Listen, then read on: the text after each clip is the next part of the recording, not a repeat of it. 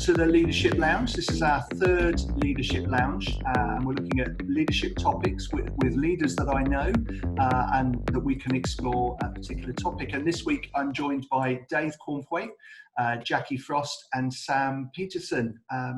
So I just want to welcome you guys. Thank you ever so much for coming. And so let's introduce each one of you to our listeners today. So Dave Cornthwaite, adventurer, explorer, and founder of the Yes Tribe. So what is it you get up to, Dave? That sounds very exciting. Tell us a little bit about it. I've had a very interesting kind of experimental 15 years since I left my last job. I became, I suppose, an adventurer. I did really weird stuff like skateboarding across Australia and paddleboarding the length of the Mississippi. And I met so many kind people on those journeys, and it gave me a kind of a world vision that I wasn't getting from the media. And I came back to London and I set up the Yes Tribe, mainly because I wanted to find the kind adventurous people in the UK.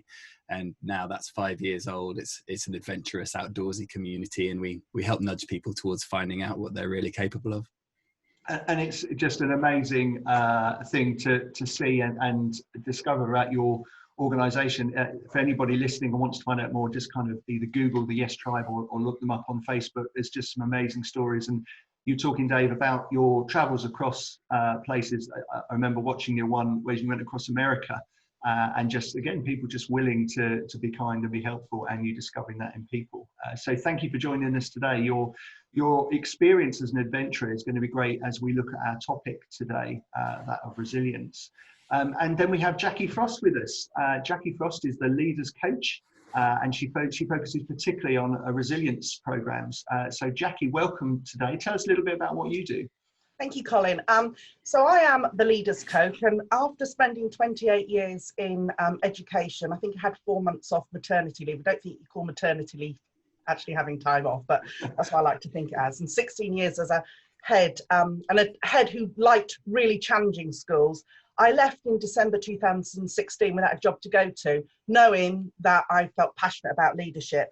And I think I've learned more about resilience in leadership and how to cultivate that in the past 3 years, 6 months and 4 days or whatever, than I actually did when I was in the thick of it. And I was the type of head who loved all those crises. I loved Ofsted arriving. That's a bit weird, isn't it? But I loved, really challenging schools. But I just used to work flat out and then wonder why I collapsed in a heap at the weekends and why I was always really ill during the holidays as well. So I've spent since I stepped out, setting up my own company, supporting school leaders in Suffolk, which has proven to be very interesting for the last 3 months, but also leaders in other sectors as well.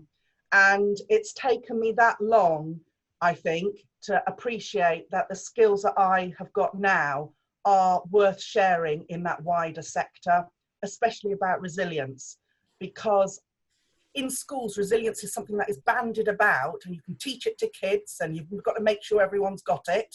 And, have you got enough? And, oh, you're not very resilient. But actually, it's such a complex issue, and it's not something, I personally don't think it's something you can compare from person to person. So I am really passionate about that. And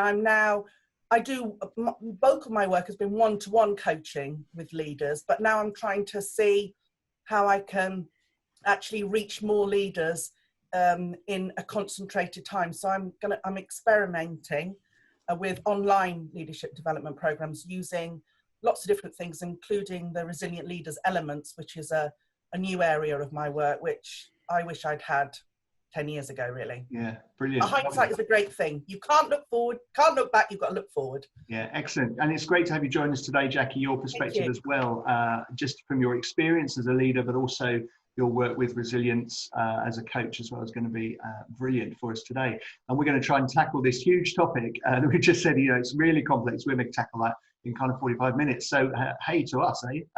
And so let me introduce our third guest, which is Sam Petersen, youth worker at the Mix in Stowmarket. So welcome, Sam. Tell us a little bit about the work that you do. I left school and decided I wanted to travel and to meet people. So pretty much on a whim, I studied broadcast journalism.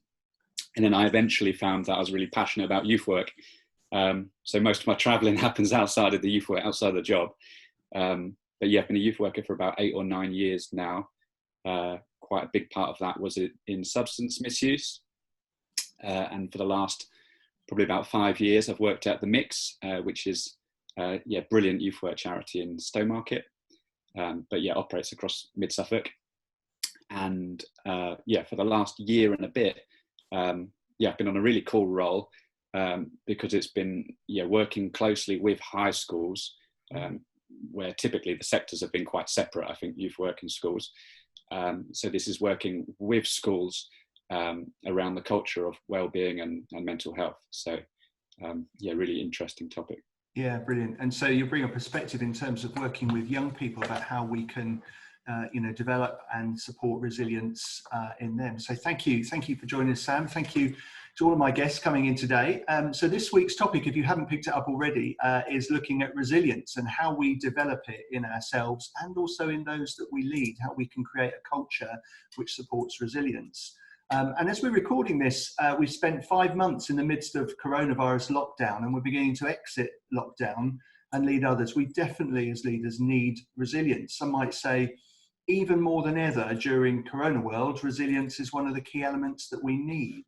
And for me, I think, you heard Jacqui earlier talking about being an ex-head teacher. That's what I am. I'm an ex-head teacher. And I remember clearly 3 years ago when my exit from education was not as planned. I had one of those, if you turn up, we will march you out the door kind of conversations. And suddenly found myself with no work, with no income. The plans that I had suddenly had to be brought forward. I'd already intended to run a leadership organisation, but suddenly found myself having to dig deep in a circumstance that I didn't have before. So resilience for me, I discovered firsthand. I did have some, fortunately. Here you see me, like Jacqui was saying, 3 years later, here I am, still alive and well, and the heart is pumping and enjoying life and inspiring and equipping other people, but just in a different way.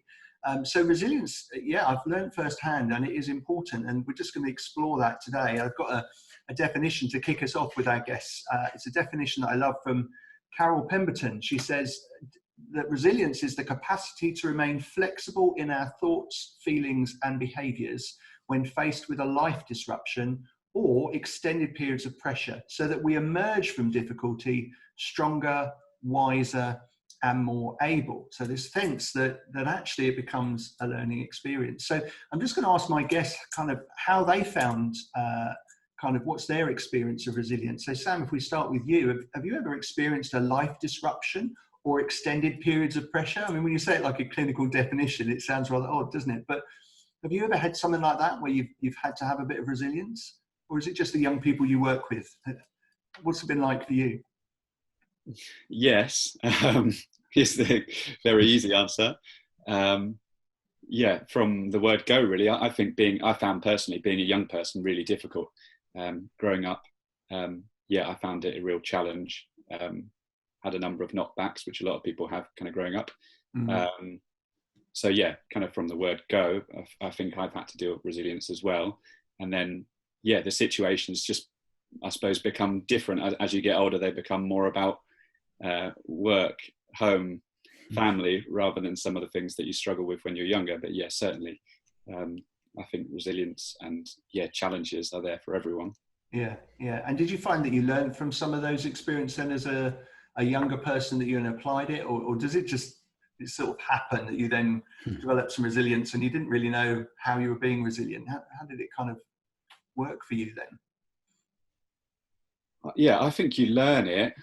I think everyone has the ability to be resilient.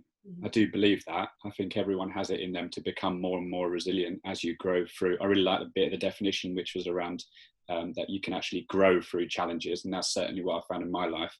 Actually, when I look back now, even though I wouldn't have seen it at the time, probably the biggest challenges I've gone through are the times where I've actually made the most growth as a human being. Yeah. And they've kind of led to important changes now in my life when I look back.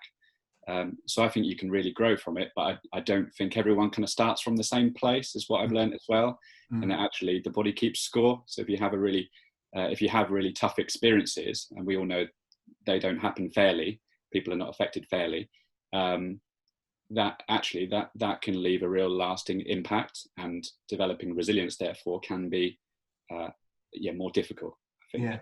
Yeah. Great, thank you. Jacqui, you mentioned you used to be a head teacher, so I know from personal experience you get used to extended periods of pressure, if we use Carol Pemberton's definition. So what helped you when you were a head teacher dealing with those extended periods of pressure? What helped you be resilient? Well, I think this might sound a bit strange, but I think what actually has helped me in my career is I had a massive personal trauma when I was 25 and a young mother. My son's dad had a massive brain hemorrhage, and everyone sort of goes, "Oh my God, that's awful." Yeah, and it was absolutely horrendous at the time. But what that did for me is I carried, I was a deputy head in Felixstowe, and I did go back into work because I did need some normality. And for a short period of time in my career, I became very intolerant of everybody's woes. And I was like, for goodness sake, somebody might be moaning about, I don't know, their husband hadn't put the bins out or something like that. And I'd be like, my husband's in Addenbrooke's, for goodness sake. And what that did is that created in me, first of all, I became very intolerant of people. And then someone gave me a quote about resilience being, someone gave me the quote years ago and I just sort of looked at it and put it away, but about resilience not being about surviving, be about thriving. So I actually decided I had to make a choice here, because either I was going to not only ruin my life and probably my son's, but yes, and it was a dreadful thing that happened, but his father was still alive, and and so it was like a light bulb came on. What happened for me professionally was, as a head teacher, I dealt with most horrific things. I dealt with the death of a pupil, the death of a member of staff, endless Ofsteds. I was head of a failing, closing middle school in Lowestoft, and all these things. But actually, what I kept saying to myself is, I have been here, I've done this, I can do this. And nothing can be as bad as that. So as you say, Sam, it's about, everybody has their own barometer, don't they? And it's not about how someone else would manage with that situation. It's about you as an individual. And I agree with that quote about you can grow resilience, but I think you have to sort of practice. And some of the things I do with my clients is I take them to the worst possible thing that could happen. What's your biggest fear? And that's all variable, isn't it, in schools? Yeah. And in leadership. And I take them there, and you practice what you might do, so that if something like that happens, then you've at least had a little think about it and planned some action in your head. So you are less likely to go from stress up to chaos. You'll be pressured and it'll be pretty stressful, but you've sort of thought about it before. I've thought about this. I thought this might happen. Yeah. And there's a sense of drawing on some past experiences, but almost drawing on the planning for it as well. Exactly. And having a framework. And that's why I like the resilient leaders elements, because there's a framework to practice these things that you don't do very often. It's not very often you deal with thank goodness, of a death of a child in school, but when it happens, it's horrific. Yeah, it is. Yeah. So it's almost like a fire drill in the mind, isn't it? Preparing. Yeah, absolutely. Yeah. And I was listening to a webinar the other day, and I think her name was Elizabeth Stanley. I'm dreadful with names, but she was talking about resilience being like a window of tolerance. And some people, we all have our windows open at different angles, depending on how we feel. Sometimes we feel actually we can conquer the world, and our window is wide open. It's like, I can take on anything. But then other times you close the windows, and actually that's when you're not feeling that resilient. Yeah, great. Thank you, Jacqui. So just moving on, Dave, you're an adventurer. So I'm guessing at some point on some of your adventures, you've had to show resilience. So Are there any particular moments that spring to mind? And if so, kind of what did you learn about resilience from those? I mean, for sure, like battling across a desert, down a river, around a coastline, especially when the climate is throwing everything it can at you. You have little micro pockets of uber challenge, and I think the aim in that situation is to avoid traumatic incidents. So I go into these trips knowing that I can do it, that I'm safe enough, that I'm pretty confident that I can deal with almost the worst that could be thrown at me. Sometimes that's out of your control though. And I think it's in those moments when resilience really comes through.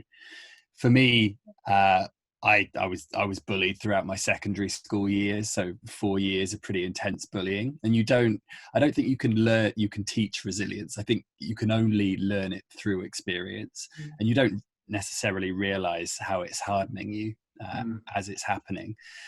For me, a lot of it's about hope and knowing that whether it's bullying, challenging an adventure, someone you know and love dying, or getting over heartbreak, you know that it's going to get better, and that's the key. It's looking forward. It's knowing that this is going to smooth itself out, that that pain is not on a median for the rest of your life.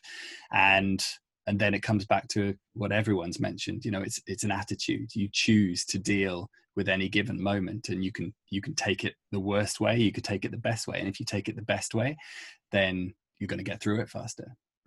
So I love that concept. It's about being really clear in the future, in the sense there is hope, and then it's about managing that interim moment. And if we blend that with what Jacqui's just said around, and what Sam said around learning from the experiences, but also mapping out, well, what could happen here? But the key thing you've talked about there is that sense of hope, and then managing that moment. If I may, everything is a story, and our world, the way we communicate, revolves around these stories and how we put them across. Yeah. So if something bad happens, if I'm in my best frame of mind, I'll be kind of glad that it's happening, because I know it's going to shape me a little bit more than the easy runs. And often the bad stuff becomes a really bad story. It could be something really small, like getting a bad book review on Amazon. That's annoying. You've worked for months and months, but then take that thing and then read it out, on YouTube. And then it's worth something. I've got a little page for internet trolls called They Need a Hug on my website. Every time I get trolled, I just put it on there. At least it's worth something then. There's got to be value in everything. Yeah, lovely. And I love that concept of turning whatever might happen, just like refining it and turning it into something that can be useful. That's brilliant. So some of my research I've been looking up around resilience, and of course, bearing in mind what we've just said, what Dave's just said, you can't learn it, you can't teach it. You've got to kind of experience it. But some of the, I guess I call them mind scientists, have come up with some things that they think helps a person with resilience. So they talk about, as I've looked through this, kind of 4 C's: a sense of commitment, knowing their purpose of goals; sense of challenge, seeing the difficulties of challenge to learn from, and I think we've talked a little bit about that already.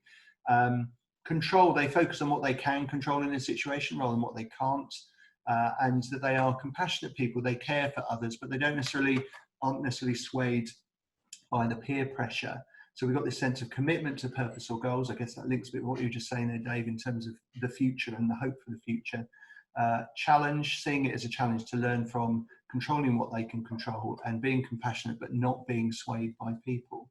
So Sam, if I turn it to you, you work with young people trying to help them develop resilience through the challenges. I mean, which do you recognise as key for your young people? Or any of those, do you recognise that from these mind scientists, or are they wrong? Are any of these useful? Was it the 3 C's one?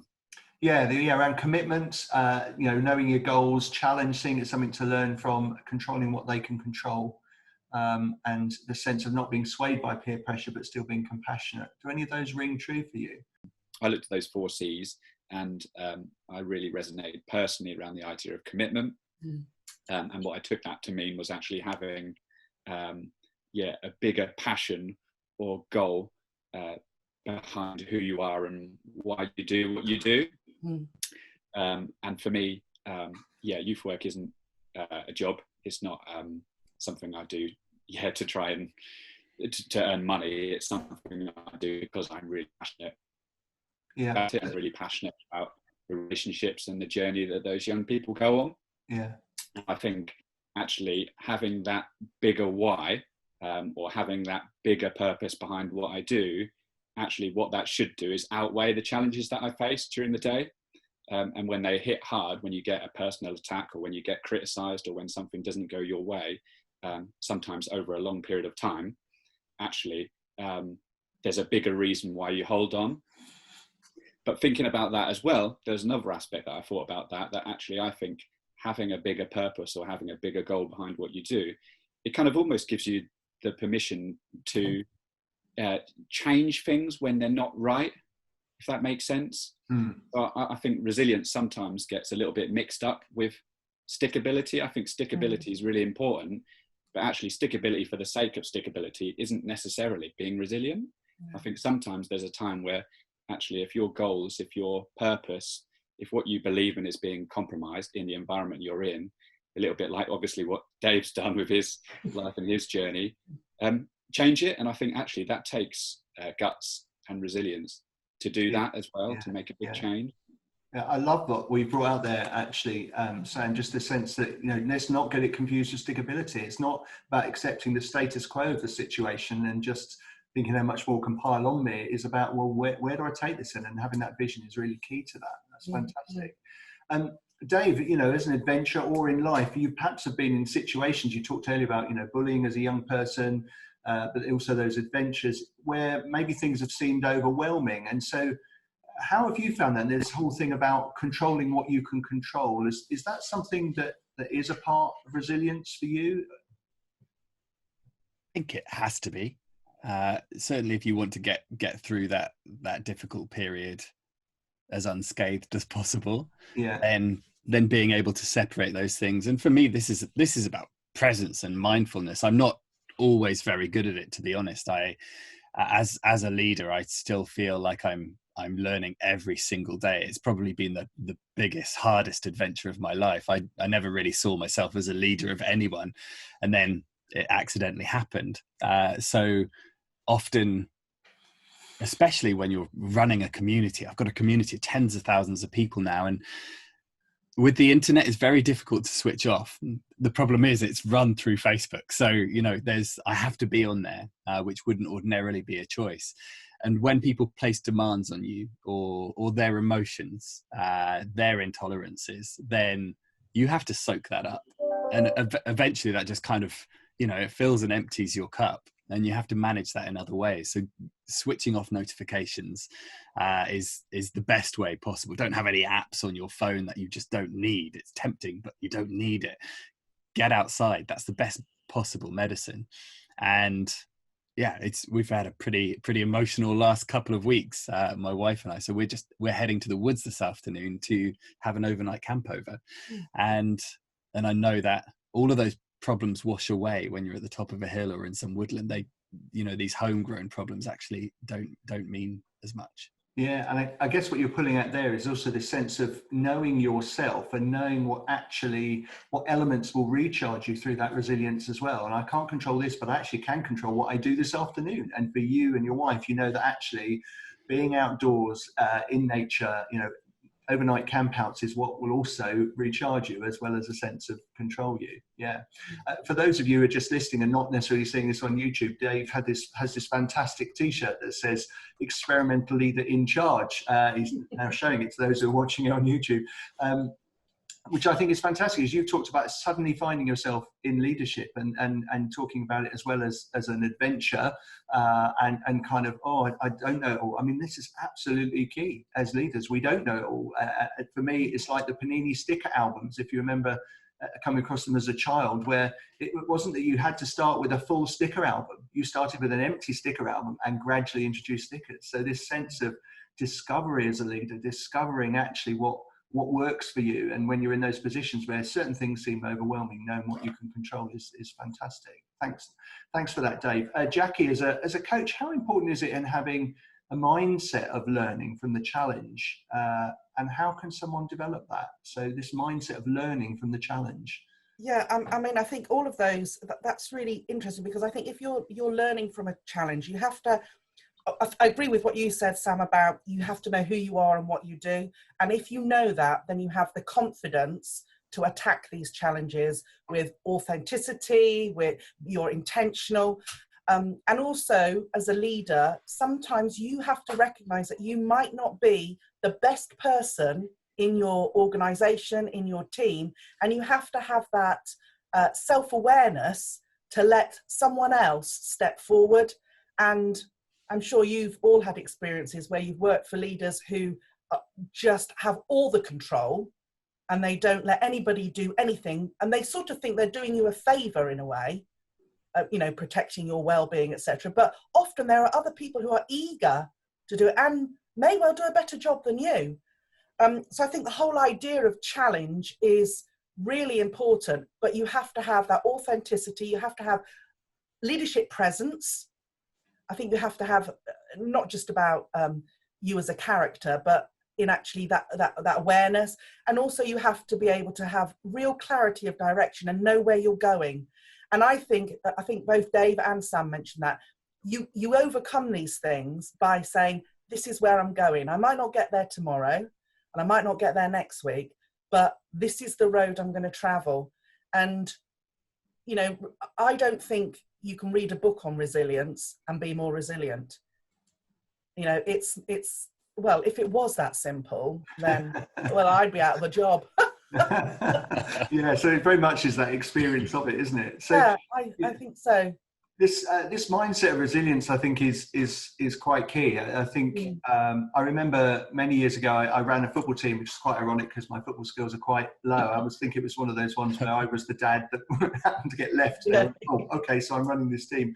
I remember taking them once to, it was my son's team, and we arrived, we were playing the top of the league team, and they were thrashing everybody, and the lads just kind of went, they're going to thrash us. And I remember saying to them, it's about the game in the mind. In fact, I've been teased ever since by these, young people that are now obviously young men, kind of saying to me, it was one of your phrases, the game in the mind.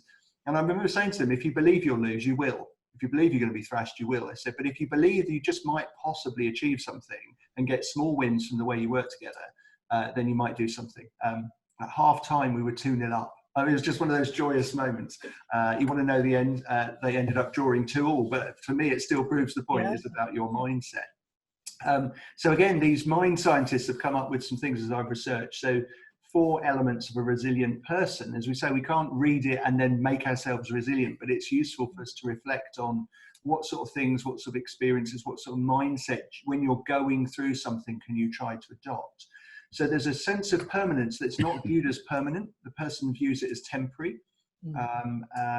Pervasive, it doesn't let the situation pervade everything. So the person doesn't go, well, my whole life's a nightmare. They just know this aspect might be a nightmare for them at the moment. So they don't let it pervade everything in life. Personalization, they don't blame themselves. They have a perspective that means they know that this bit is environment, this bit is this person contributed to the situation and I contributed this bit, but they don't heap the blame on themselves. And they also have a positive future. That links a bit to what Dave was saying earlier, that they see brighter days ahead that they can take the learning kind of into. So let's just explore some of those things. So Sam, you work with young people, helping them develop resilience. Which of these do you recognise as key for your young people? And how do you help them develop that? Probably all of them, Colin. Yeah. Can definitely, definitely relate to all of these. Which one or two would I pick out? I think, two particularly that I think relate to most young people I meet is around the idea of positive future and around the idea of permanence. Yeah. Permanence, I think a lot of young people struggle with this one, and I know I did, and I think it's like, because as Jacqui was saying, it takes life experience to really build resilience, and a lot of young people don't have the life experience necessary to tell you that when you're in a really, like you would say, Colin, ploppy situation, that change is possible, and actually more than change is possible. Actually, you need these kind of tricky experiences to form and grow and to find yourself. But I think, the first when you look back, actually the first few times you have those kind of experiences, and if you haven't got people around you to encourage you, to help you to persevere, to reframe them when you need to reframe them, then actually you can get stuck. So yeah, I think that idea is really important for young people, helping them with that one, to see that yeah, it's not necessarily going to stay like this forever, and actually you can grow through this and change. What is it? They say the brain is the most plastic organ in the human body at the moment. Yeah. So yeah, the brain has so much ability to change regardless of your past or experiences. Yeah, great, thank you. So Dave, you know, as an adventurer, I mean, how have you used mind management? Is it about managing your mind when you're going through things? How important is that? 99.8%. If you can move, you can go on a journey, but you need to want to, especially when it gets hard, and that's the key for me. It's all about the mind, and it's a huge reason why I adore these adventures. I am the man I am because I've been on these trips. I'm such a different character to my 25-year-old self when I was doing a job I hated and living a life that I didn't really want to be living. For me, success is the ability to adapt and rebuild, and resilience is ultimately quite a small part of that, and it feeds in now and then when there's a challenge.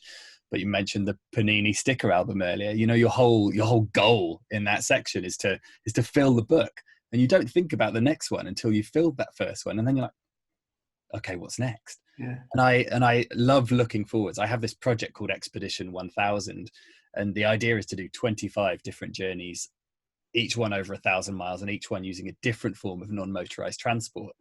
And that came about purely because after my first 2 adventures, which were very much, you know, solo projects, I was so depressed after each one. I'd reached my goal. I'd skateboarded to Brisbane from Perth, and I'd kayaked all the way down the Murray River. And after each one, I didn't have another plan. So I put all of my energy into this, thinking that was it.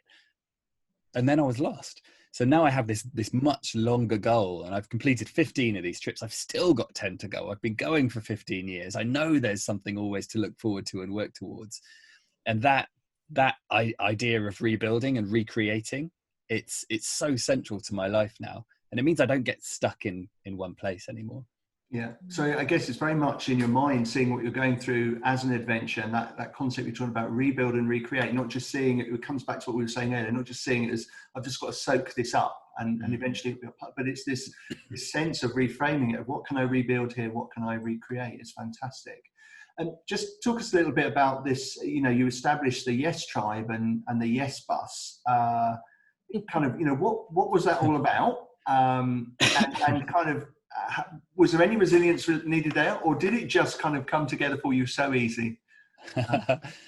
So there's something so important about finding your flow, working out and this is the basis of happiness. It's not necessarily about what you enjoy doing, how you like spending your time, where you are, who you're with. It's about knowing what brings you down and stops that creativity.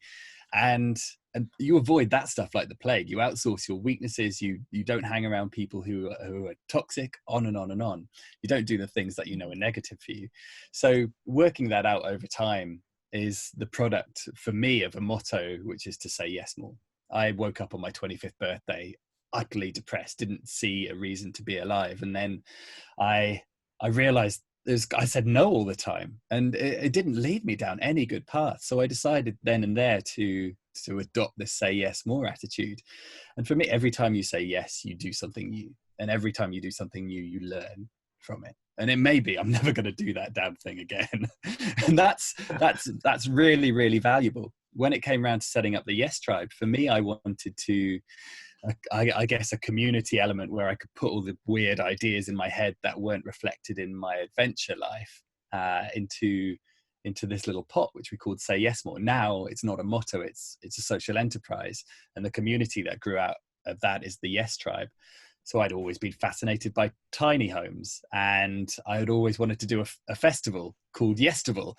But until the community started, there was no people to come to this festival. As soon as the community began, it emerged out of one post, "Come camping with me near London," and 19 strangers turned up underneath a station clock.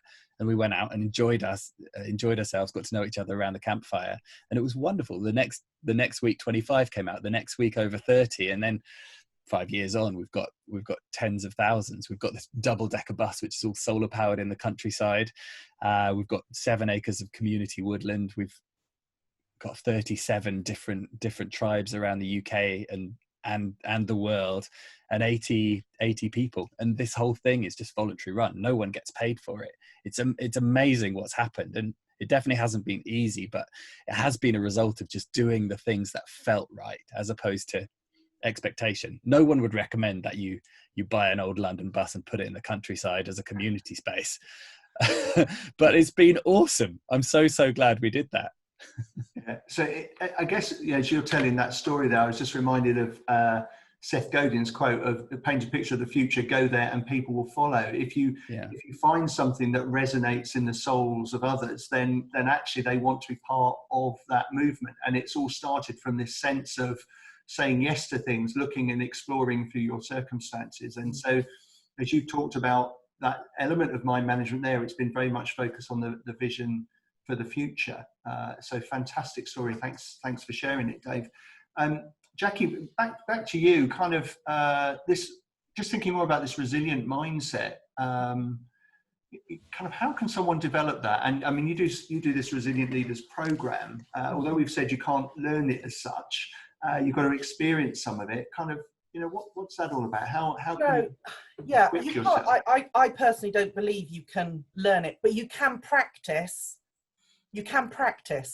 Yeah. So those things which as a leader, do make you go from pressure to stress, potentially to chaos, you can practice those. And the Resilience Leaders Development Program gives you a framework to practice those things. And it's very interesting because obviously as a consultant, I've gone through the program. And when I was faced with challenges on this program, I was like, I really don't want to do that. I'm not doing that.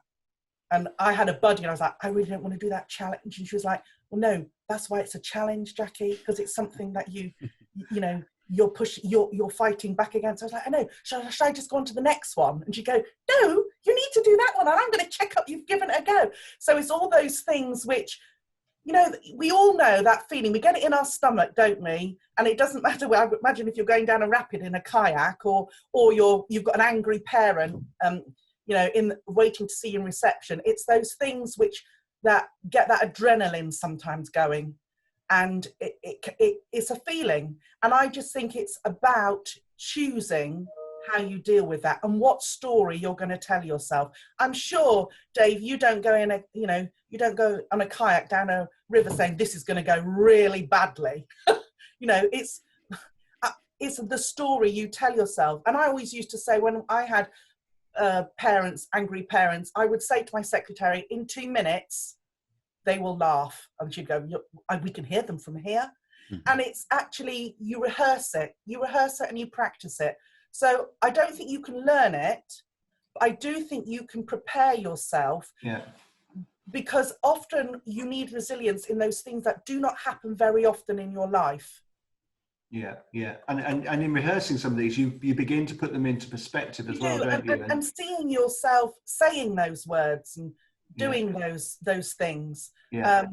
I am not an Olympic athlete, but as I understand, Olympic athletes imagine themselves, standing on the podium, they imagine all of that. And I think it's, mindset is very, very, because we can talk ourselves out of things as well, can't we? Yeah. I try and talk myself out of my 5-kilometer shuffle every other day. I've got so many other important things to do. But mindset is, and you can teach that. You can give people a framework to work through things. Yeah, and I guess it is if you're not going through an experience that you can learn from, it's almost practicing those to potentially try and learn from. And I particularly like that, you talked about the permanence of things. I think that I've been working a lot with school leaders at the moment, because in the thick of it, it's like, is it going to be like this forever? Well, no, it's not going to be like this forever. It's already changed, hasn't it, from March the 21st. And it's about, this will change, this will evolve. So how are you going to move with it? Yeah. Yeah. But I do think it's about the stories we tell ourselves. Yeah, great, thank you. So let's just move on a little in terms of how we can develop situations to help people with resilience. So you know, we talked about how we can experience ourselves and learn from it and manage it, but is there anything we can do to I guess provide a culture that helps those that we work with resilience? And anybody got any view on that one? Yeah, I do for sure. I mean, developing the Yes Tribe, the culture has been really, really central to it. I wanted to create a welcoming place, whether people were coming to our Facebook group online or meeting in the woods for an overnight camp out, coming to a Yestival, or riding a water bike collecting litter around 1,000 miles of UK rivers. You know, I want it to be this kind of thing where you see a stranger, but you know that they're a Yes Tribe, but they've chosen to see life in a positive way as opposed to the negative. And that's the bond. And that culture is incredible. I talked about internet trolls earlier. We've had in 5 years maybe 4 negative comments on our group. That's insanely amazing. And that's because of the culture. Like we don't stand for the negativity. We edge it away. We've had team members who haven't necessarily had the right ethos to be part of the team and trickle down that positive feeling, and so they've been moved on as well. And that's not an easy thing to manage behind the scenes, but ultimately when someone new comes into the group, whether they come to our Yestival or jump onto Facebook or Instagram, they get this feeling that this is a place where they're accepted. And that's really, really central to resilience. By itself is nothing. But you have to have this lovely support network around you. And that's not lots of invisible avatars. That's about nurturing your friendship group, the people around you who you know will support you when times are bad. When you've got that support, then you could deal with anything. Yeah, absolutely. So it's about creating the culture in the first place. You establish that as a leader, and it's ensuring you've got the right people on. So you've talked about some difficult things there of sometimes moving people on, and I know that's even more a challenge in some ways in a voluntary context that you're talking about there than even in a paid context. But the importance of that, creating the culture where there is that acceptance and support, which allows people, I guess, to make mistakes, learn from it, review it together, absolutely crucial. Yeah. So guys, how important then is relationship? Dave's talking about, you know, the root of that sits relationship and establishing that. Is that something? I think I have really understood that more since COVID. With my work with school leaders, I've done lots of work over the last 3 years, and I thought, you know, is this really of value? You know, are heads getting anything from this? And then when COVID hit, and I thought, oh my word, I've got no work. And I think in the first 10 days, I'd had 287 interactions with school leaders. And what it boiled down to was relationships and the fact that people could actually say what they were feeling like. I'm absolutely petrified, Jacqui. I feel so responsible for the children, for the staff, for my community. I can't sleep.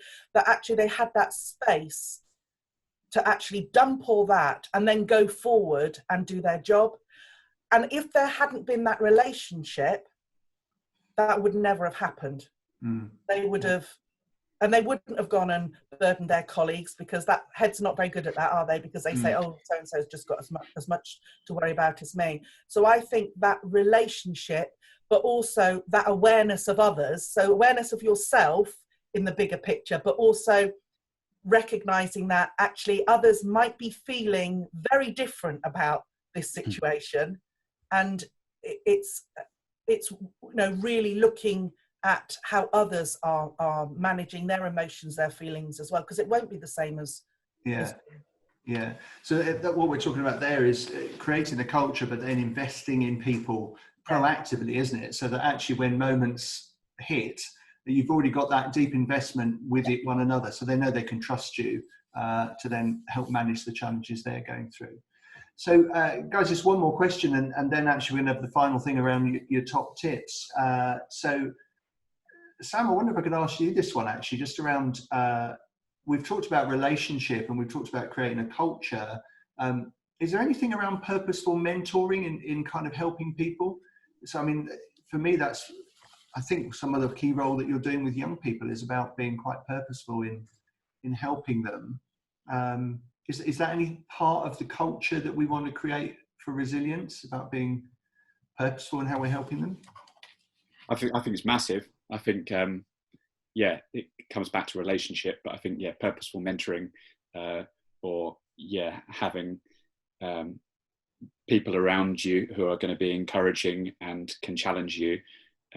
That's been probably one of the most defining things in my life, is allowing people in like that into my life, and it's seeing that firsthand is part of the reason I'm so passionate about it. But I think whether you're a young person, whatever age you are, that can have a massive impact on your life. I think having someone who believes in you when you don't necessarily see it in yourself, I think even that in essence is really important. You take away all of the conversations, take away all of the tips, the management, the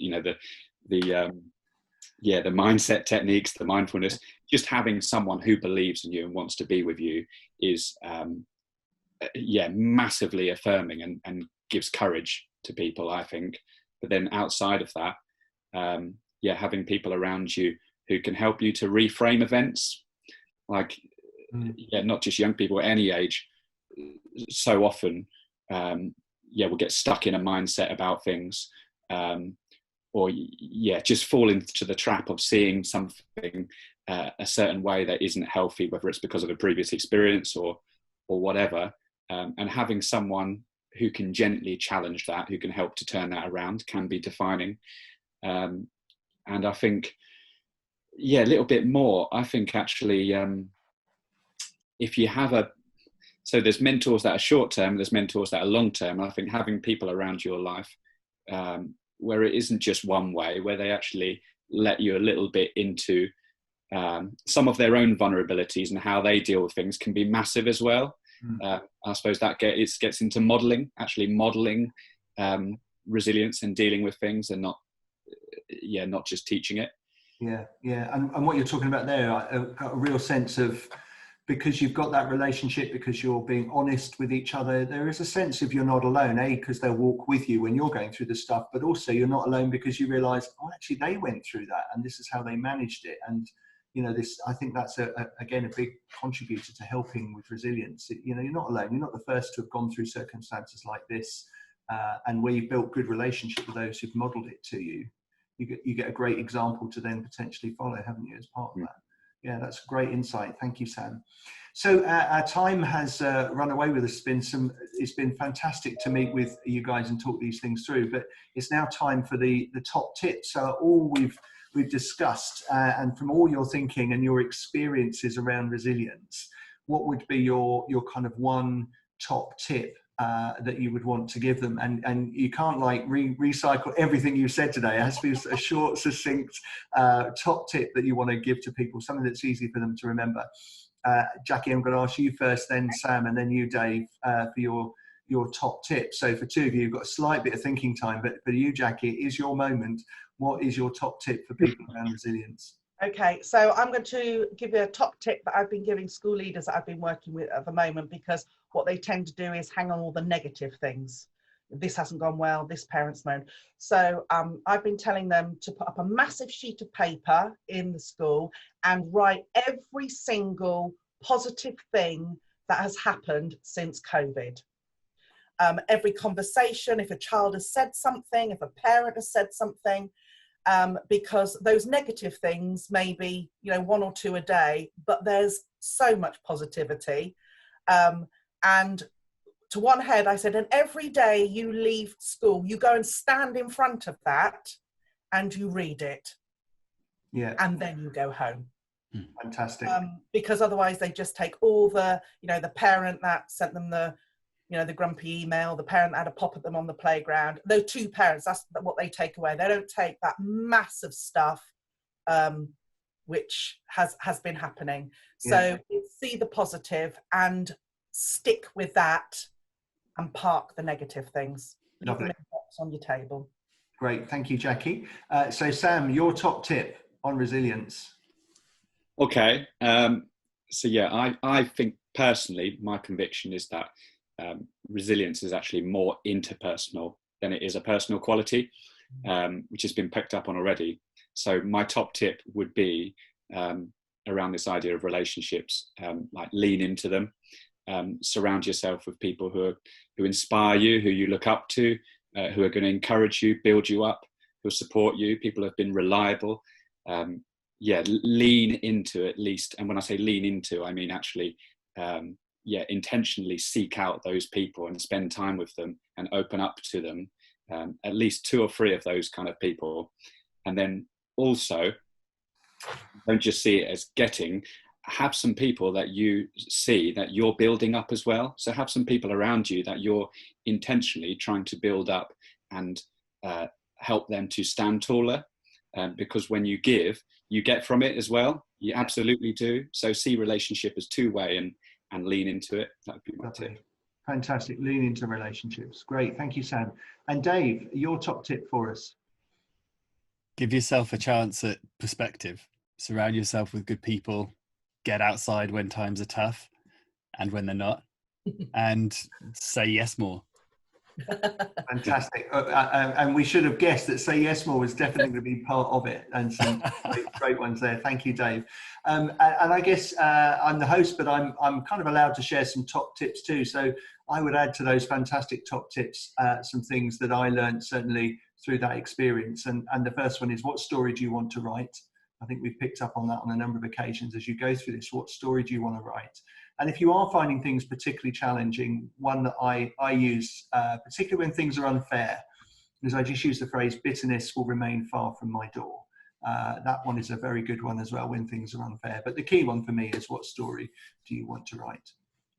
So guys, thank you very much for joining me in the Leadership Lounge today. It's been great to have you join us from places across the country and different settings, sharing your thoughts, sharing your experiences and sharing your wisdom.